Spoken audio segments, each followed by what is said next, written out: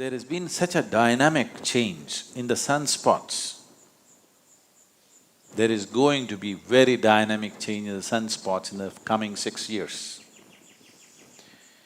So whenever such changes happen in the sun or in the pattern of the way the sun functions, always it has been found phenomenal changes happen in human consciousness.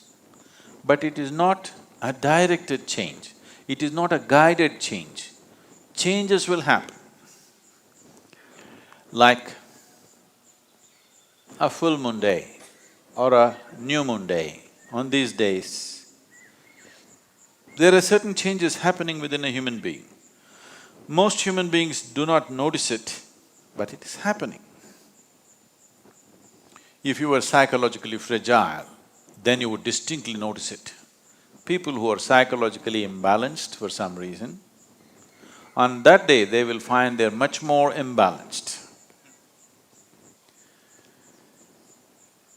So it is happening, but those who are meditative will become much more meditative. Those who are gentle will become much more gentle. Those who are loving will become much more loving. Those who are insane will become much more insane. So, it will set a certain pitch, but it does not direct. If you are completely at the mercy of the forces around you, you will be very volatile, up and down. The whole ocean is rising. So, you think nothing is happening in this body? Definitely it's happening. Now, the sunspots will definitely create some kind of volatile energy. But how it will work out for human beings is left to us. That's why I said, if we have a prediction and wait for it, we don't know how it'll go. If we have a plan, any volatile situation is also a possibility because things are mobile, things are more fluid. This is the time to craft things the way we want. So it is a possibility. Does it mean the possibility is only now, it's not been? No, always these things are happening. At certain times, it may be a little more than other times. So in terms of nature, in terms of how the planet functions, how the natural and celestial forces function upon this planet in the coming 6 years is going to be somewhat different. Maybe somewhat is not the right word.